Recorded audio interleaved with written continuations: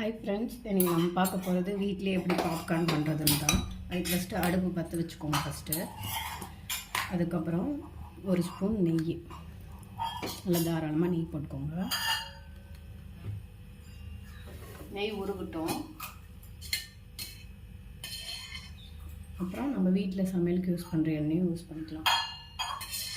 நெய் அங்கே இது அஃபர்டபுளாக இல்லை அப்படின்னா நம்ம எண்ணெயும் நெய்யும் கூட மிக்ஸ் பண்ணிக்கலாம். நல்லா உருகட்டும். 5 மினிட்ஸில் ரெடி ஆகுங்க. நெய் நல்லா உருகட்டும். அப்போ தான் நம்மளால் நல்லா கோட்டிங் ஆகும் அந்த கார்ன் சீட்ஸோட.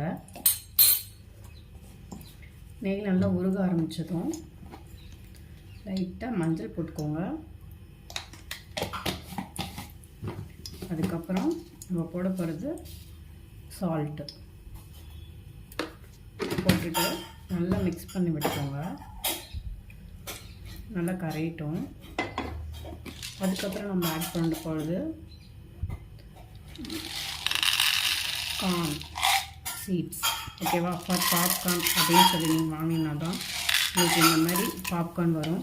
நார்மலாக வாங்குகிற கார்ன் சீட்ஸ் இந்த மாதிரி பொரியாது. நல்லா சூடானதுக்கப்புறம் கொஞ்சம் இதாகட்டும். அதுக்கப்புறம் நம்ம ஒரு பிளேட் ரெடியாக எடுத்து வச்சுக்கோங்க. இதை நல்லா ஃபுல்லாக அந்த ஆயில் ஸ்ப்ரெட் ஆகிற வரைக்கும் அப்படி வச்சுக்கோங்க. நல்லா ஃபுல்லாக ஹை ஃப்ளேமில் வச்சுட்டு பாருங்கள், பொரிய ஸ்டார்ட் ஆகுது. இந்த டைமில் நம்ம என்ன பண்ணலாம், ஒரு பிளேட்டை வச்சு இப்படி க்ளோஸ் பண்ண வேண்டியதான். க்ளோஸ் பண்ணால் பொரியிற சத்தம் உங்களுக்கே கேட்கும். கேட்குதுங்களா? டப்பு டப்பு டப்பு டப்புன்னு கேட்கும். நல்லா அந்த பொரியலை ஸ்டாப் ஆகிற வரைக்கும் நீங்கள் அப்படியே தான் வச்சுருக்கணும். நல்லா ஹை ஃப்ளேம்லேயே வச்சுக்கோங்க.